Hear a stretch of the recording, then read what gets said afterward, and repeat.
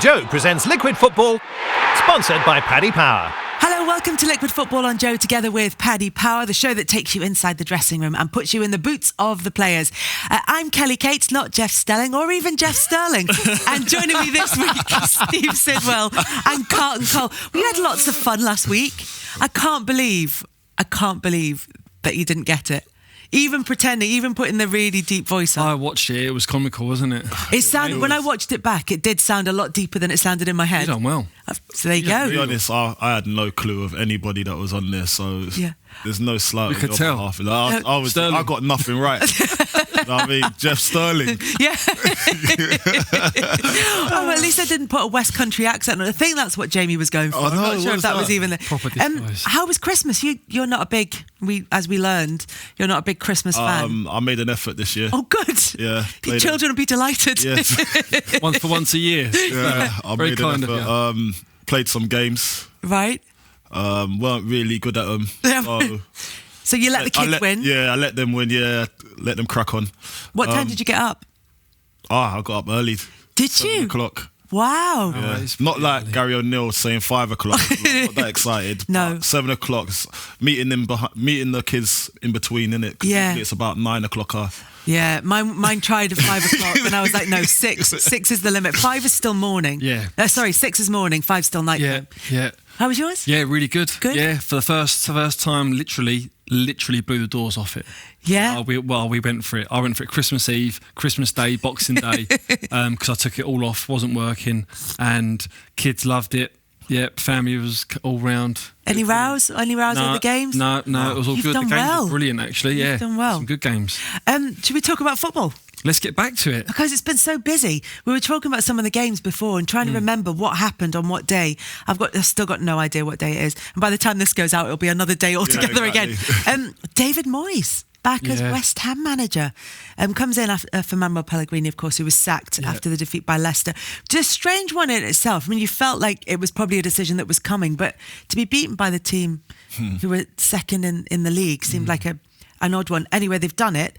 They're 1 place and 1 point above the relegation zone. What do you think about them bringing David Moyes back? Well, for me, obviously, I'm still employed by the club. Yes, so you're very much looking forward to working with him. He's going to sit on the fence. I don't want after this show, I don't want nothing to happen that I've lost my job or anything like that. But I would say on that subject, it was. I think it was a long time coming, to be honest. It was threatening, wasn't it? For a long period. And I think the owners just thought it's the right time, just before the transfer window as well, just in case they need to get some new players in.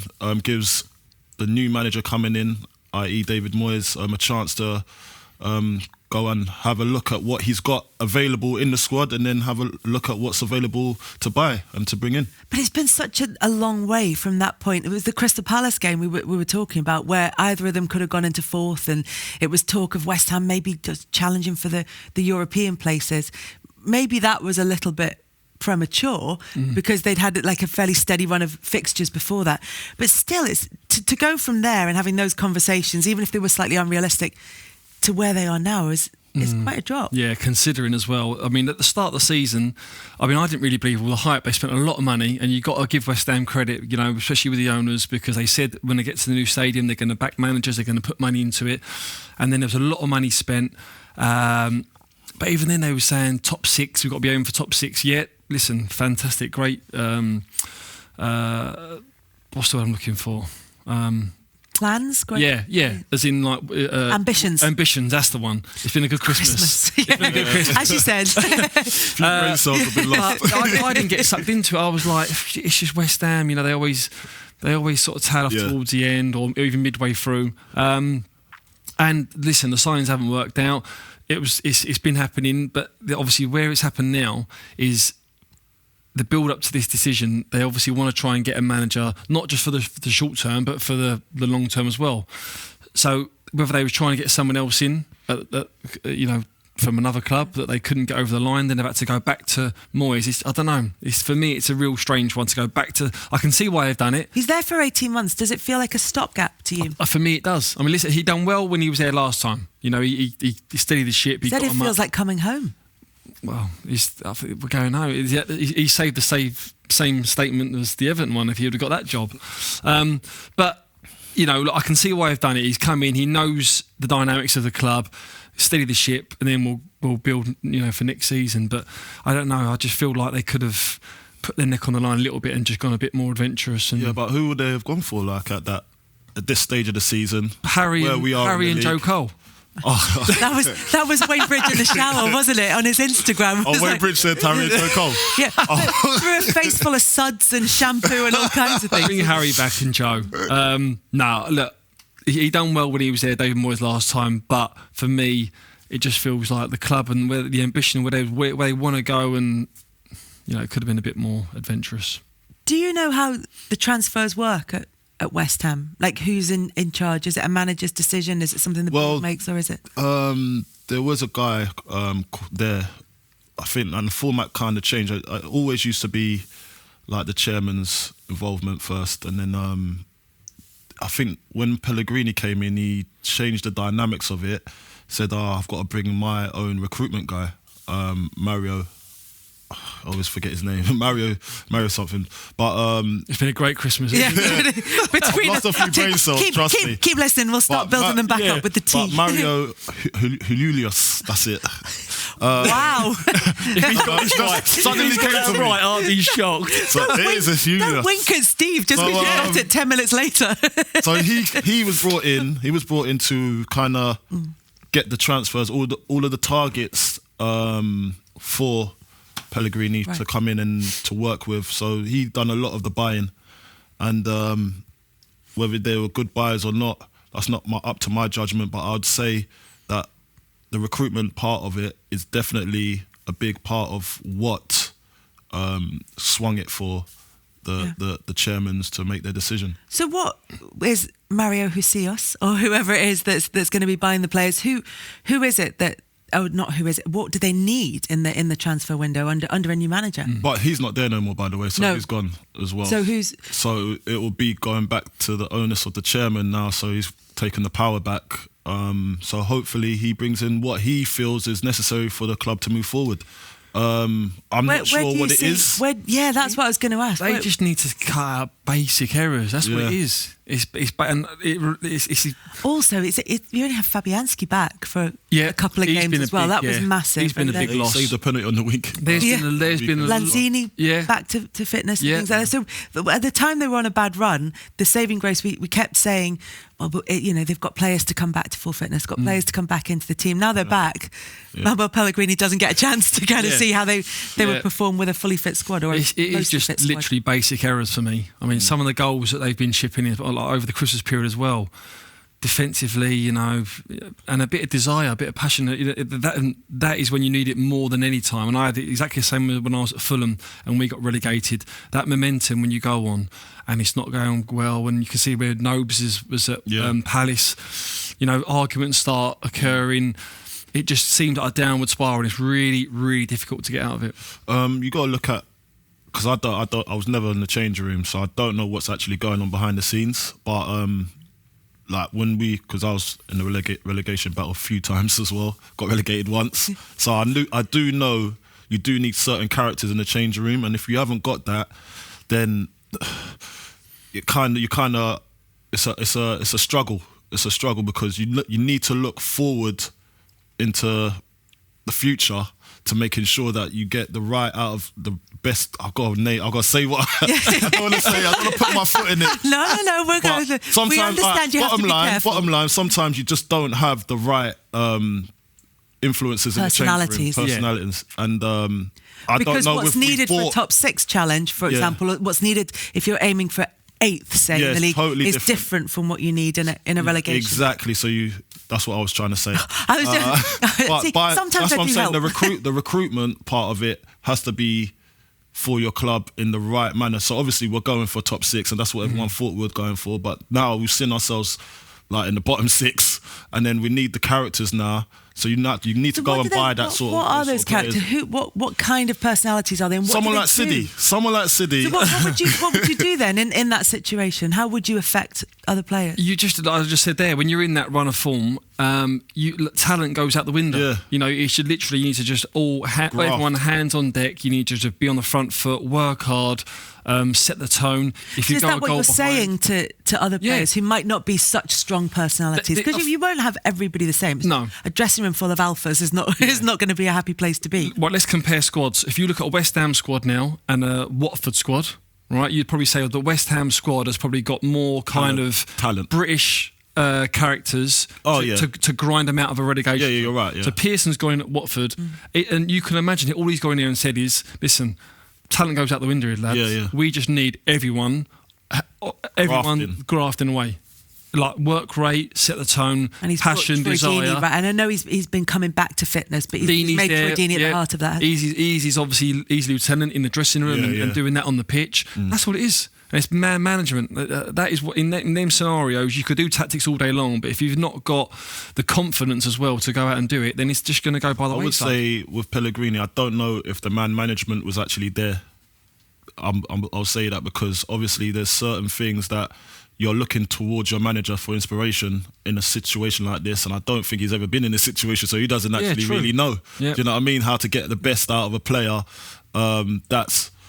that needs help with confidence and all that sort of stuff, because he's usually buying the best and they're always confident. They've always got the right path, but with him, I don't know if can inspire the players. I think you're right there. His way of getting out of a relegation battle might be tactically. Yeah. Changing things tactically, right, well, that's not work, let's do this. Whereas other managers are going to go, right, tactics, they're all them sheets, then they're out the window. Yeah. But that's such an interesting point, because at Brighton, you've got Graham Potter, who very much has a project there. He has a way of playing. That's what he's been brought in to do. Yep. And yet, as well as they've been playing, as well as the perception of them, as good as the perception of them is, they're actually in trouble as far as the league table is. I mean, the win against Bournemouth, which that got them out. Yeah, but they don't have the points that you think they have. When you look at the table, you think, if in your head you go, Brighton have been doing all right, and then you look at the table, you're not that far off the relegation zone. Yeah. So, but for him, is it different? Does he say, right, no, you stick to what our plans are? Yeah, I think so, because he's been given, it'd been hard to say, because if they would have been absolute dire, and their tactics and that wouldn't have been coming off, and they'd have been in the bottom three, then conversations would have happened. But if you watched Brighton a lot this season, you could have seen what they're trying to achieve, and there is progress. And although they've played well in a lot of the games, they have not got the rub of the green. Whereas it's just starting to go their way. Listen, they've been some games, but they've been poor, and they know that. But that's you can't play well every game. But on the whole, there is progression there, and there is ultimately why he was brought into the football club, to build, to progress, to have an identity about the football club, which is, proof's in the pudding at the moment. Whereas the others, you look at them, there's no identity of the way they play. If they go a goal down, they're all over the shop. There's no fight, there's no desire, there's no passion. Then the fans get on top of them. Yeah.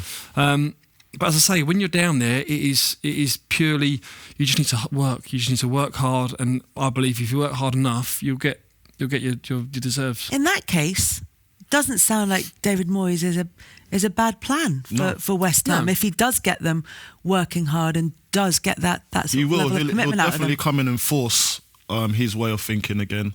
I think the first time when he came in, he was a bit strict with the players, and I think that needs to come back in again, like a no-nonsense sort of approach, and that will set the stall out for them to start progressing up the table, because they're getting the basics right, as you said.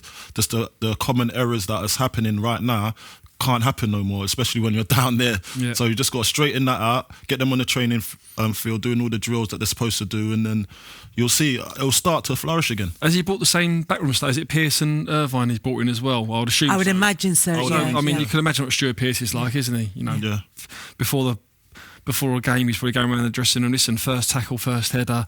Let's set our stall out and show we want this game.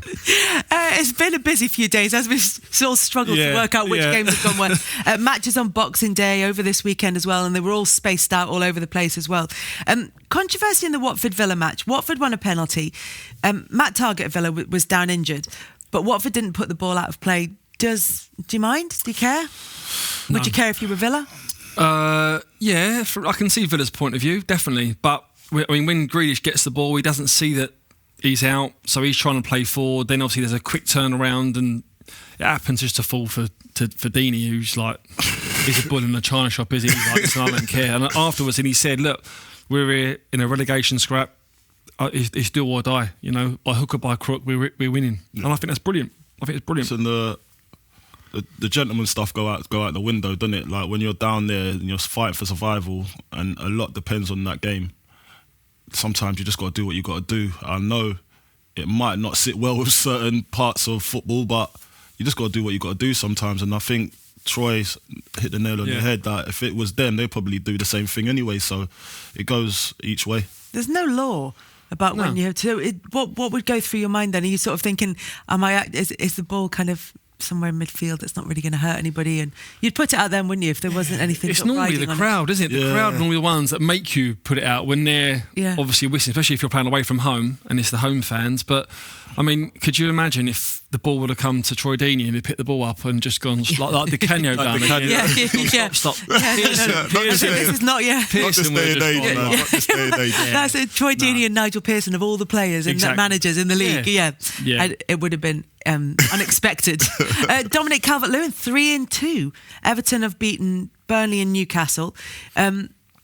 There's been signs of this since Duncan Ferguson came in, but it's really working for him under Carlo Ancelotti. It's a combination of factors. Yeah, I think there's always been talent there, but it's really come to the forefront now. And I think you've hit the nail on the head there with Big Dunk. When he was in charge, you could see him pulling him to the side and saying, "Look, you've got bundles in the locker.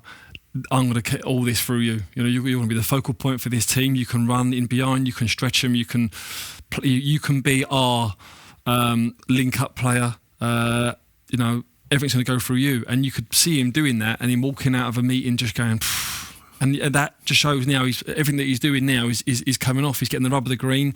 Yeah. Look at this goal that he got against Newcastle. Just literally happens to fall for him, and you get that when you put the hard yards in. Yeah, it is when you put the hard yards in. But are there times when you're on a run as a striker where you just feel like you go on and you just feel golden? You just feel like everything is yours. They call it the purple patch, didn't they? But like for me, like when Zola come in at West Ham for me, like as again the Duncan effect on Calvert. Basically, he came in and told me, "Listen, you're the man," and he said it in front of the team as well. Like, so everyone says, "Listen, just get the ball up to Coley. I've got no doubt that he's just going to make things happen. Once he goes up to Coley, he's going to make." So for me, when I come out of that meeting, I'm thinking, I'm the boss here. You know what I mean? Also, it's Zola. And Zola as well. So strikers know what we want. Like we know exactly how. We know, like, he'd have gone to him and says, "Listen, I'm going to put every confidence in this lad because I know once he's got a big head, he's going to go out there and play like that, and he's going to be good for the team." And I think he's definitely done the same thing, that the Zola effect on me, because I went on to play for England under Zola, and just that one thing, just having faith in that player and making him know that he's appreciated, it goes a long way. Goalkeepers accepted then. Do you think that a striker is the most confidence-based position? Yeah, you do have strikers that are very confidence-based, but there's some the best strikers, they just keep scoring all the time. They have their own confidence. They've got their own confidence and belief. Alan Shearer, those sort of Ian Wright, they'll just know that as soon as they're in front of goal, that's where it is. The sticks don't move. I'm putting it in that corner, putting that. But there's some strikers, as I'll come under that banner, where sometimes I do need an arm around me if it's not going on, because I'm working so hard for the team, and then I get in front of goal, then I miss a chance, and then the crowd goes, then your confidence goes confident. You know what I mean? So it does happen, and I understand it. But it's nice to know that you got other players that actually been through the same thing as you. So that's where you can help. Like, that's what I'm doing right now. I'm helping the youngsters. Don't just keep your head up and keep on going and try and encourage them. So as a striker, you can always be that person to lead the team if you're confident.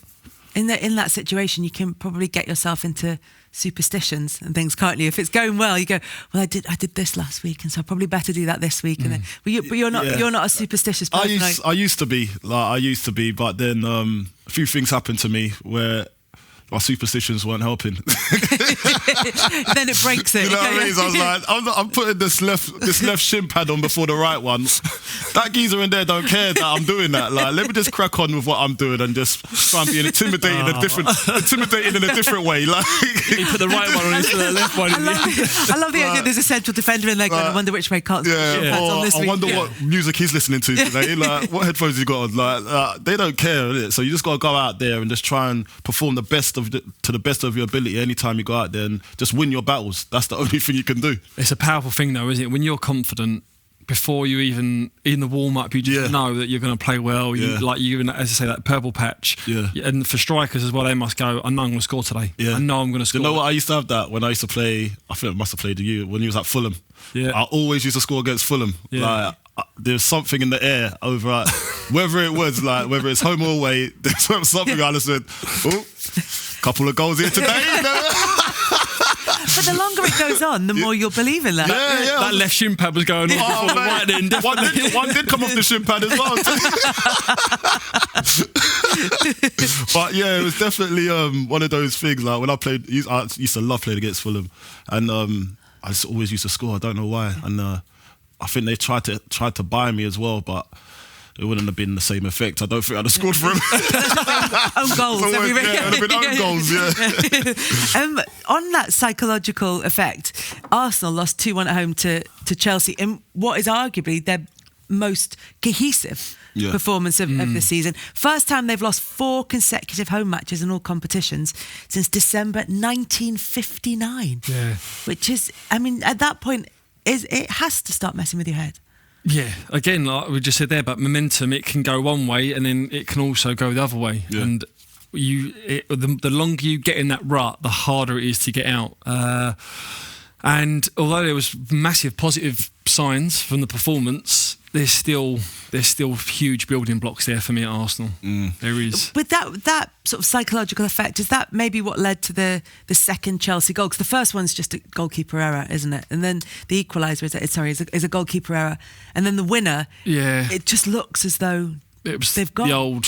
They just fell to pieces, wasn't it? I think that again that comes down to. Mentality more than anything. Once they get the goal, Chelsea, you know that they're going to be on the ascendant. Then you got to go. Arsenal got to say, right, if we're not going to win this game, we don't lose it. So a draw at home against Chelsea, we'll take that. It's a positive step, positive performance, and we build on that. Then they go and lose it, and it's like Arteta could have gone in and said to them after, listen, we deserve better than that. You played really well. We'll go on to the next one. But you know the lads that's not a pick me up for the lads. They'll still be like, what's happened there? Yeah. And you start to think, even if we do do everything right, even if we have put our shin pads on in the right order and everything, done everything right, we've got on the pitch, it's still not going. One gripe I've got with Arsenal is like they're always looking to lay the blame somewhere, and obviously the manager has been changed already. Arteta's come in. Where are they looking now to lay the blame after that game? Do you know what I mean? I've got Arsenal friends as fans, and they're always trying to blame for it's that, it's nothing to do with that part, it's this part, and everyone's got an opinion, but. I think yes, they was unlucky on the weekend, and I think they can grow from that. Arteta, I think, is going to be a success there, but they'll play the Arsenal way as well because he's like tiki taka sort of football, and that's what Arsenal like. They like to walk the ball in the net. So I think in the long run, if he's given the time, he's going to be a good addition to them. But at the same time, like we've got to stop the excuses. I don't think their defence is good enough. It's as simple as that. Yeah. And, although David Luiz played well.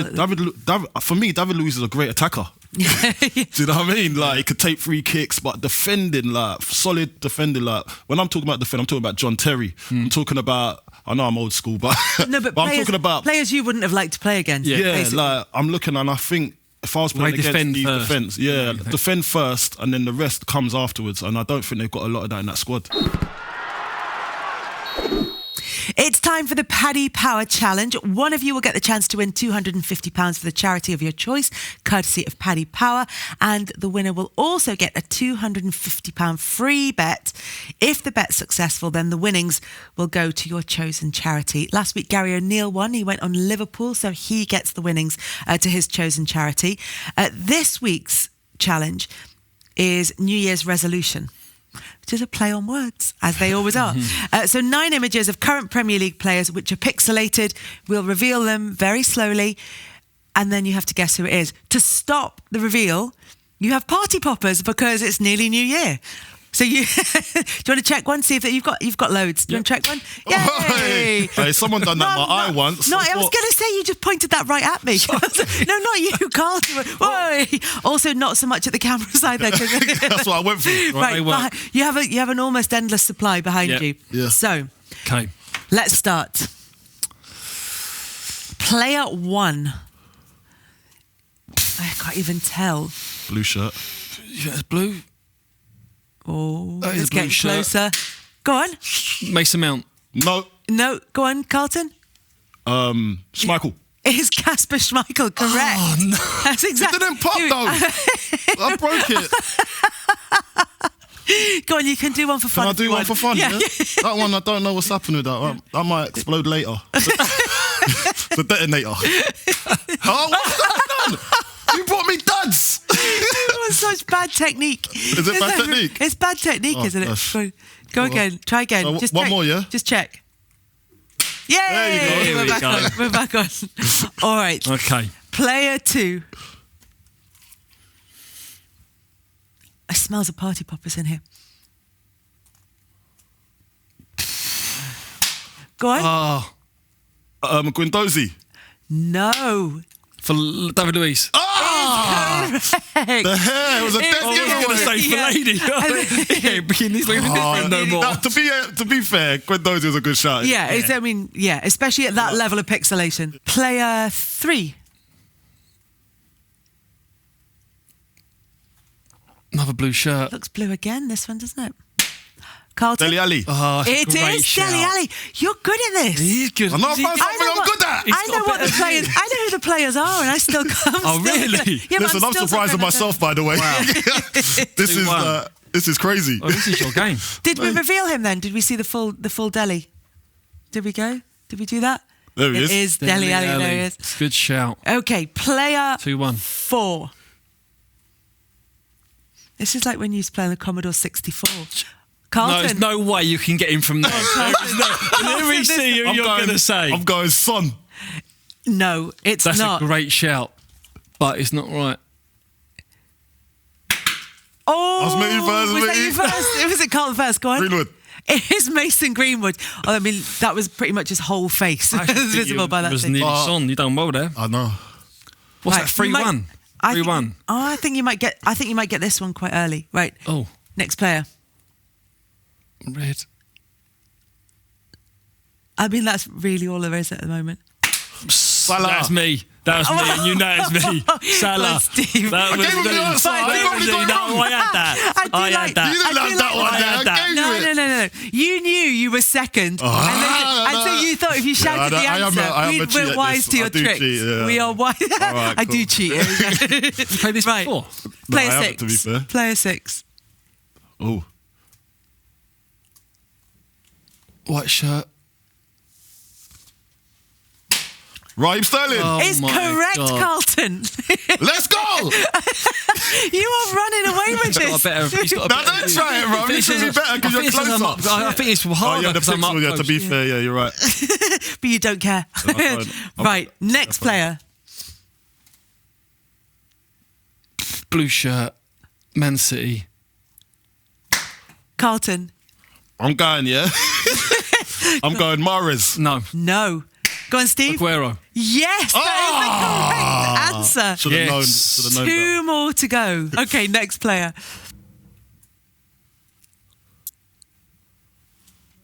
I think this is going to be an easy one. I think you might get this one early. Can't see. No, maybe not. Go on, Carlton. Virgil van Dijk. It's correct. Oh, this is ridiculous. I don't know why you're getting this. Do you know what? I think because I'm sitting further away. It definitely is. Oh, God, that's a funny picture of him, isn't it? Big Verge. Yeah. Looks like Coming it's, in. like got a Last treatment one. on it. Okay. And the final one. It's got to be a big hitter, this one. It's got to be a big un. Oh, who was that? Go on, you might as well I know have we it. might as well. We You might might as well. as You well have it. I'll give you a charitable one. He's so well revealed now. Anyway, Yeah. Zaha. it is Wilf Wilf Zaha. Zaha. The Wilf. Correct. Carlton, the runaway winner in that one. We found your game. It's the best Smoking. one. Smoking. It must have been a Christmas game. You must have been playing this at home. Exactly. I've been practicing. Surely. £250 then, and £250 bet, which is going on. Southampton to beat Tottenham, which is 23 Really? to 10. That's a big Wow. shout. 23 to 10. Yes. Shorter odds than I would have expected. You might be onto something there. And my chosen charity is going to be the Dylan Tombides testicular cancer. Basically, it's called DT38. So Brilliant. find them on Twitter. This is Liquid Football on Joe, together with Paddy Power. I'm Kelly Cates, alongside Steve Sidwell and Carlton Cole. If you like what you see and hear, then please leave a nice review on YouTube or iTunes, or both. On the latest edition of House of Rugby with James Haskell, there was a surprise visit from a secret Santa. We've got a Father Christmas to bring in our presents.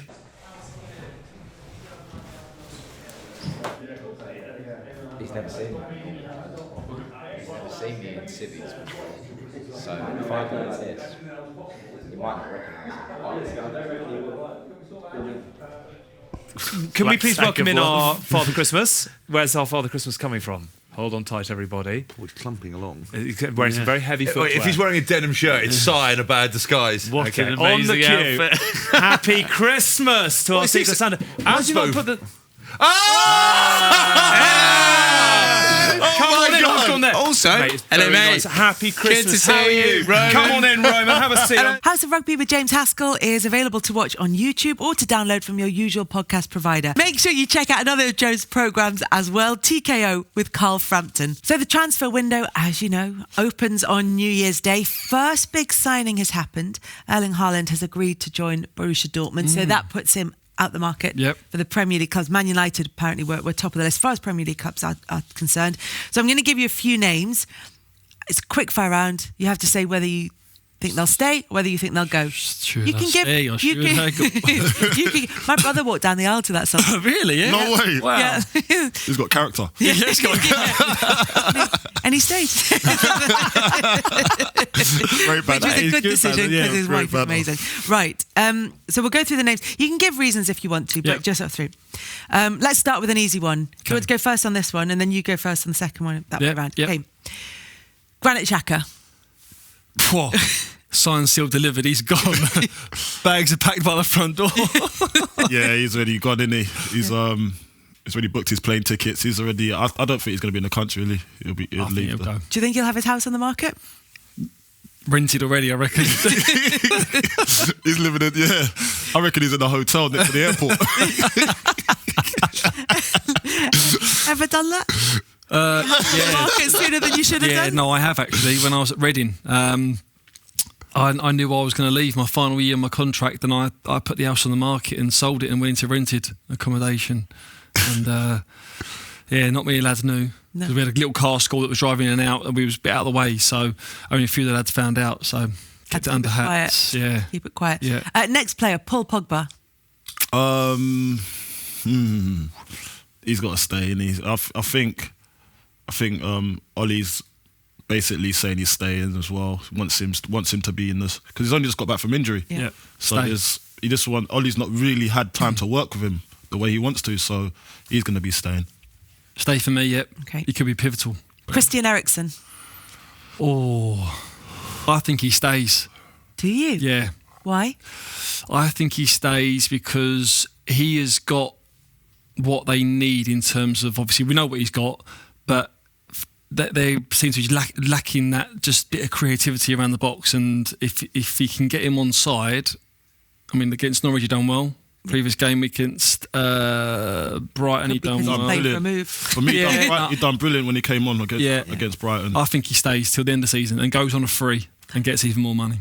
Yeah, I'd say the same. I couldn't see Mourinho actually letting him go, to be honest, because he's going to need him to buy a player like him at this stage of the season. Is going to cost a lot of money. You know what I mean? So he's got to stay. Mesut Ozil. That's the point of them. Yeah, we started with Xhaka, but I reckon he stays. Yeah, I think he stays. I reckon Arteta's again put an arm around him, had a little meeting, and gone, look, you could be the one that's pivotal for us. I think he stays as well, because like, where's he going to go on that sort of money? That's going to give him that sort of money now. You know what I mean? Yeah. Olivier Giroud. He's got to go, isn't he? He's not played.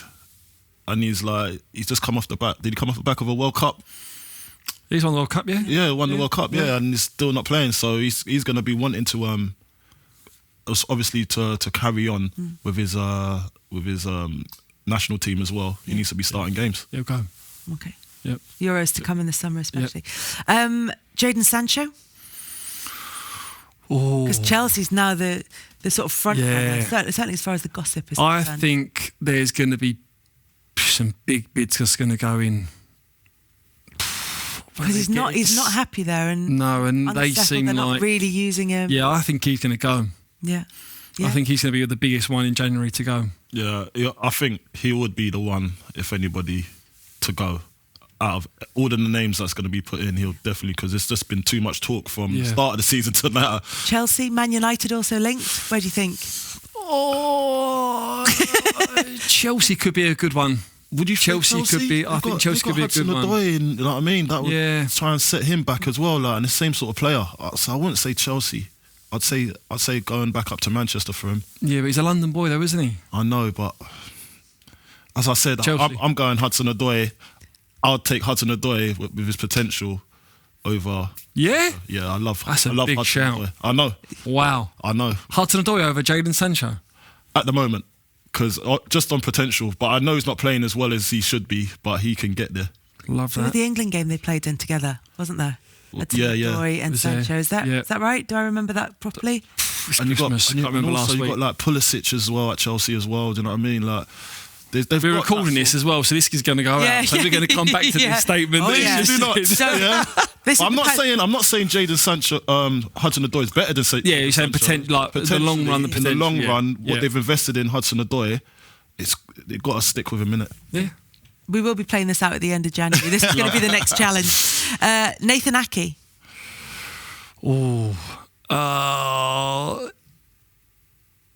No. No? Even if Chelsea were back in for him? Okay. I don't see Bournemouth letting him go. I don't see him. Not now. Not in January. No, they need him until the end of the season because he's a rock for them, isn't he? So I know Chelsea need him, but I just don't see it happening right now. Adama Traore. No. Do you know what I did? What did make me slightly suspicious is when then Jurgen Klopp was talking about him in the build-up to the Wolves game against Liverpool, and he said, he's so quick, he's probably the quickest player in the Premier League, and talked him up. And then he didn't start against Liverpool, and I thought, I wonder if there's anything to see there, because you start to become suspicious at this time of year. And then obviously he came on and was great again, but that put paid to my little 5 minutes of spectating. I could see where you're going with there. I don't think so. It drives you mad though, the transfer window. You do start going, I wonder why. Are they playing well because they're playing for a move, or are they going? But do you know what it is now? With January, is the clubs don't need the money. Everyone's kind of got enough money now. Like Bournemouth, they've got money. If they want to go and spend, they could probably go and spend 30, 40 million. But I don't. He stays. And final one, Gareth Bale. No, he stays. He's on the golf course. He stays. He's loving life. In that order. To be honest, he'll go in the summer, but not now. Yeah, in the summer. This is not the right time for him. We'll talk about that later on, about where we not in this show, but later on. It would be a shock for me to see about where he goes. Yeah, it would be a shock. Do you think when he does go, it will be the Premier League though that he'll go to? No. Don't you? No, I don't think so. I think he's not carrying. Even though one of the issues in Real Madrid is allegedly that the inability to settle properly or to properly sort of integrate. Yeah. I think. I mean, they dispute that, but yeah, I just think with the demands of the Premier League, and he is fit as a fiddle, and obviously from the outset, I think he's carrying just a little few niggles, and I think for him to come back, there's a lot of pressure on him to come back, and I think, does he need that? Does he? I think he's just. You thinking what, China or something? I think China. Yeah, I do. No, China. They're putting a wage cap on soon, isn't it? 49,000 a week. Why have you been What are you looking saying? into He's it? only going to go for the money, for the pure love for the game. What, in China? Sorry, man. I'm sorry, my Chinese fans, but the players ain't going over there. The players ain't going there for the beauty of the game, are they? You know what I mean? How many fans do you have in China? I do have a few, you know. I've got an Asian. Is that why you've been I've got looking an into Asian the following. wages? I've got an Asian following. But you've been looking into the wages in the Chinese league. Yeah. Is that why? No. I just saw it pop up on my feed the other day, like they're putting a wage cap Yeah, on I it, did see that. 49,000 a week. The boys ain't going for that. You know what I mean? Travel to uplift your whole family to go over there and live. Yeah. It's got to be big though. It has to be. I'm talking as their agents now. You've crossed that I could line. be your You've crossed agent. that Trust line me, I'll get you now. the best deal. Don't go China. There's a wage cap coming up. Or if it goes in January, get it sorted, and then Yeah. Oh yeah, then obviously they're bound by contract. Yeah. Read the small print first. Yeah, but Right, big surprise. Alan Pardew, talking about moves, has gone to Den Haag, Yeah. the manager of them. He's got a contract till the end of the season. He's going to try and save them from relegation. Is to go in and try into a new league. I mean, you've made the transition abroad. Even it doesn't matter where it is, just the fact that you're in it's there new. was no transition. That's a key word you just said there. I didn't actually. It didn't happen. There was no transit. I did not transition at all.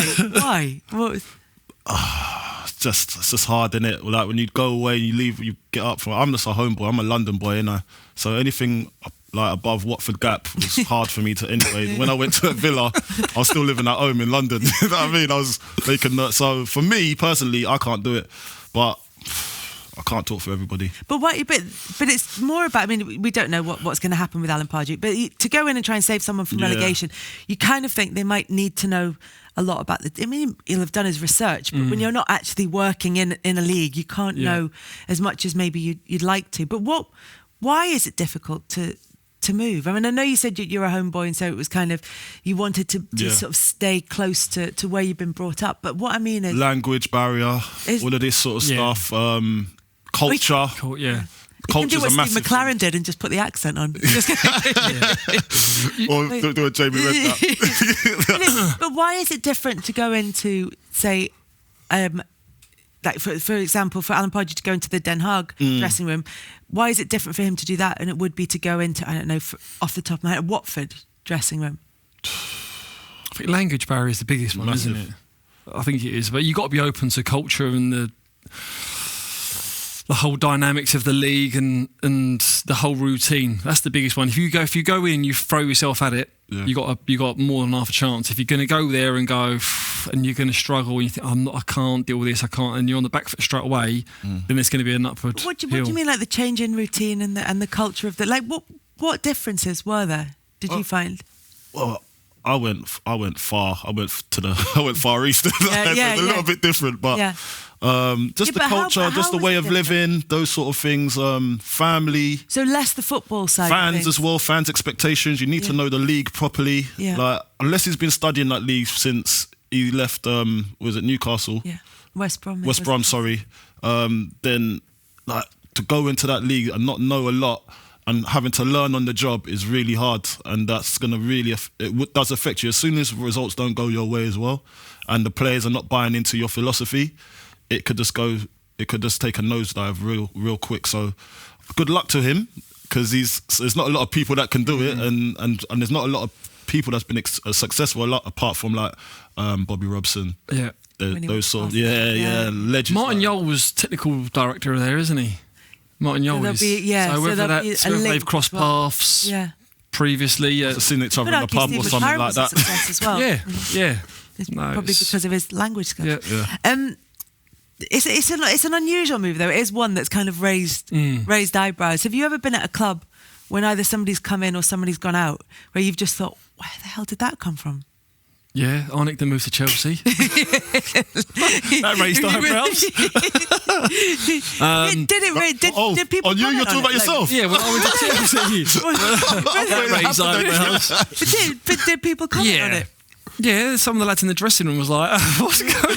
It was like, no, I was at Reading. Oh, okay. Obviously, it come out towards the end of the season, and they was like, "Are you going to Chelsea?" And I was like, "Yeah, yeah." That was like that tone of voice. Like, was that rude?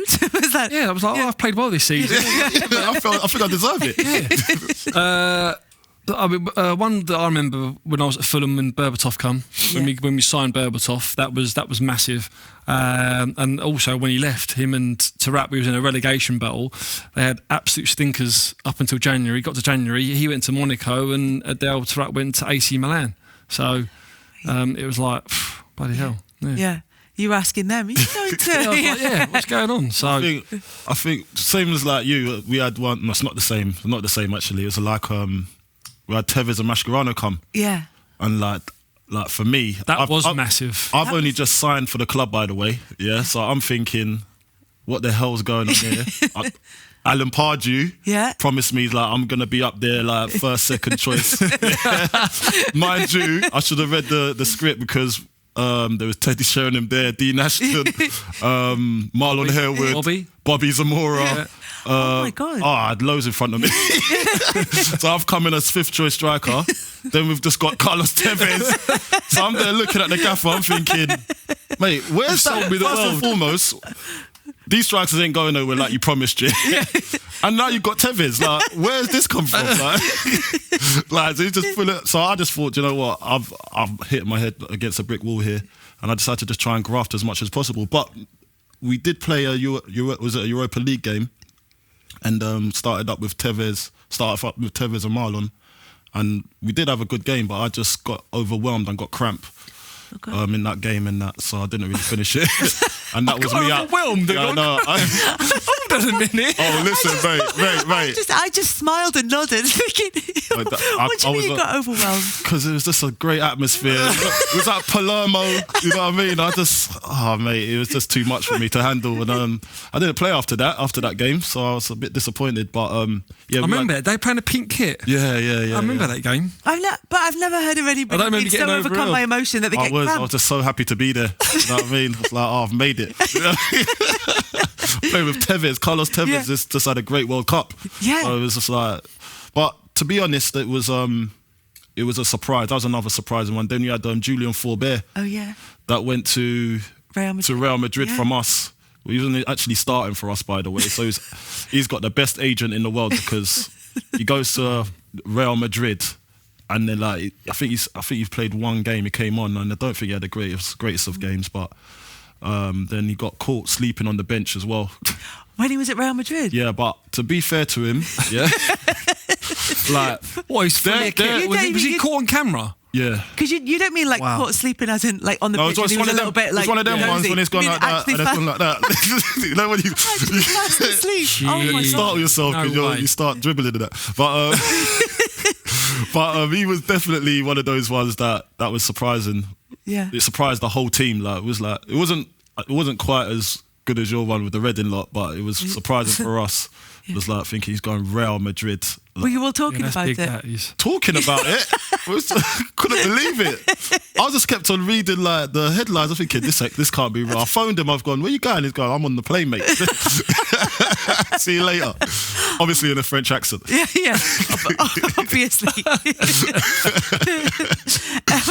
Everyone, this time of year, everyone's doing their list because it's the end of not just the end of the year, it's the end of the decade. So everybody's been doing retrospectives.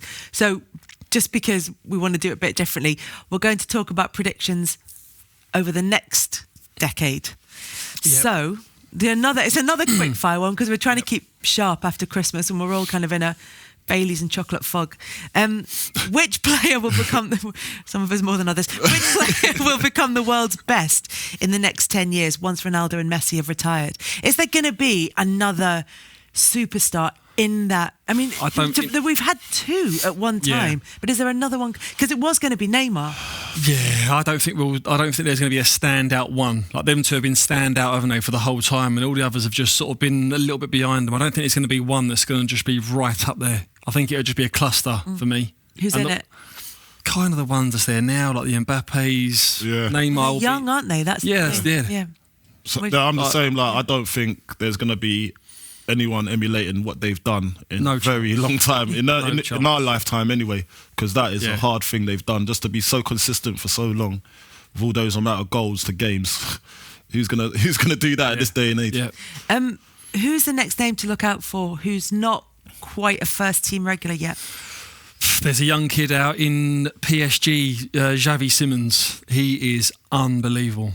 He's Dutch, 16-year-old. He was at Barcelona. Somehow they've let him go, and he's gone to PSG. And it won't be long before he's playing the first team there. Midfielder, he is honestly exceptional. Xavi Simons, heard it at first. Well, yeah, I mean, he's got a couple of million Instagram followers. You still heard it first. Do you know him? No, I've never. She's following him. I did. It's only because I Googled him after you mentioned him. And he's got a couple million. Yeah. There you go. Right. Big He's boy. already there. What do you think? Young players that we're going to look out for in the next 10 years? We've got some good Xavi young. Simons? We've actually got some good young players that play for England now. Yeah. Do you know what I mean? I'm a big fan of Hudson-Odoi. Yeah. Sancho. Like, these boys can actually go to the next level just given the time and games. An interesting little twist on that is Trent, to see whether he stays at right back or whether he moves goes up. right mid, number 10, centre mid. That would be an interesting one in the next decade. Yeah, but that isn't, because normally players move further back, don't they, as their careers go on? He's literally running games from right back. Talk to me about that. And imagine what he can do in centre mid, or we'll see. But like Gareth Bale on the other side a bit, isn't it? Yeah. Sort of making that transition. Who's going to be the surprise package? Which team out of... let's narrow it down to the Premier League. Which one's going to be the one that sort of, if there is going to be one breaking out of the pack, who's it going to be? But it could be the other way. It's really hard, It isn't could it? be the other way. You could go of the traditional top six. There's a few wobbles in there. There's a couple of teams looking like they might break into that. So maybe one of them's What are you going with? plummet. I'm not sure about that one. That's difficult. Yeah. Because there's not like... that's the surprise element of it. Yeah, no one's actually If you consistent could predict anymore. it wouldn't be a surprise. Yeah. Like, everyone's up and down, do you know what I mean? So it's just hard to You're predict. sort of looking at who's well set up, aren't you, really? And because they'll be the ones that are gonna fly, and then it'd be whoever isn't, and if they don't make those changes, then if you're looking at the slightly moment, down. and that's what you can judge it on, you've got to say someone like Wolves that could go in and stay in, Yeah. and then compete for top four, stay top four, and then Champions League. They've got the money as well, haven't they? Yeah, So- and And at they're the spending moment, it sensibly, like with the training grounds and making sure everything's developed. For the academy. they would be one for me. I like that prediction. Thanks, Kel. Thank you. It's good. How will England fare in the tournament? Yeah, come of on. the next decade, starting with the Euros in the summer. We got chances, haven't we? We got chances in that. We got the World Cup. Look at the talent coming through. Yeah, and as well they've had tournament experience. You know, look at the ones that are coming through under 17s World Cup or Euros, the under 20s. So all these ones now they've started at a young age. Yeah. On that, is it about, as much as anything else, it's about like how to spend your downtime and how to deal with being away from home and how to kind of cope with...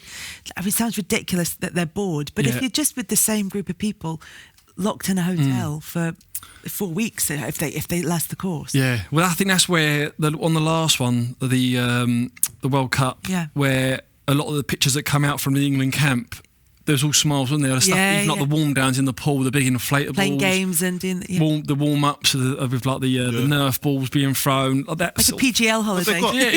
Exactly. It was. They've got a club environment now. Like, he's set out. Gareth's definitely set out the club environment, the club atmosphere, which, like, when I was in the squads, I didn't really get that. Like, we went away and then we was just like locked away from the whole world. Yeah. You know what I mean? And then now I think you can interact with people. People can come and visit you, or you can go out, you can go cinema, you can go play around the golf. We was always allowed to play golf.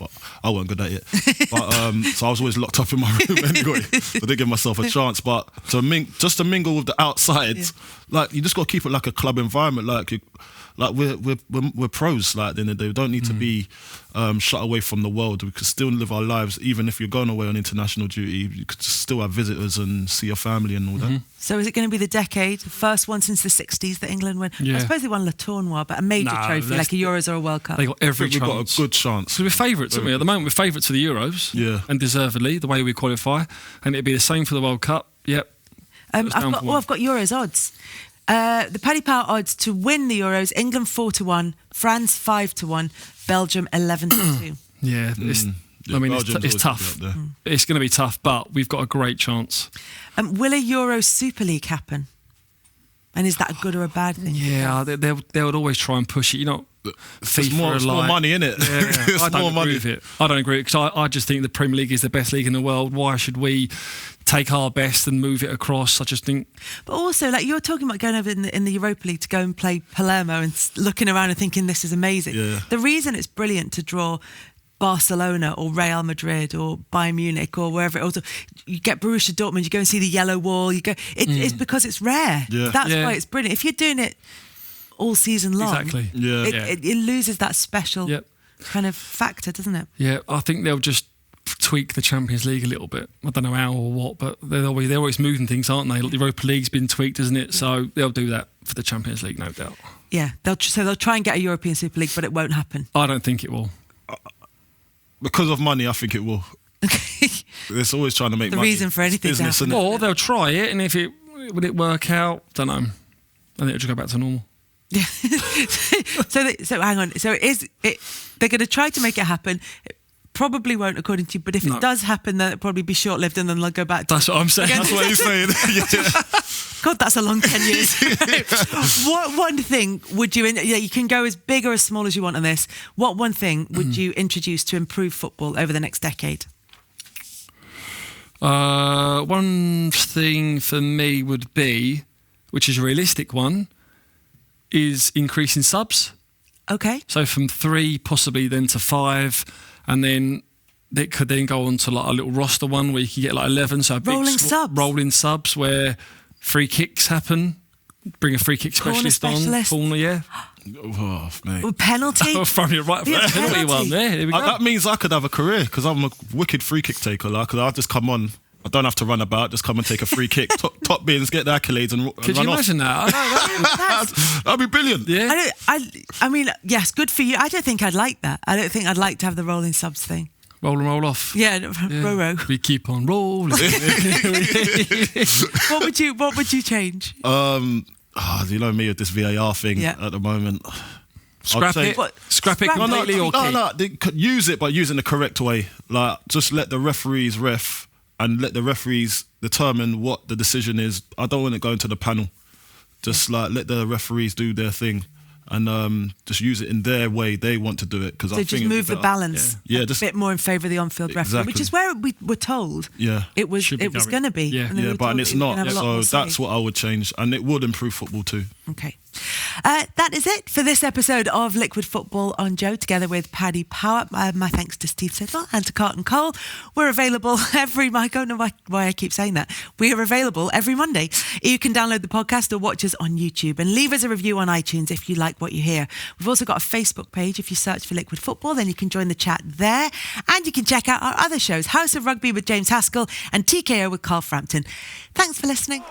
You've been watching Liquid Football on Joe, sponsored by Paddy Power.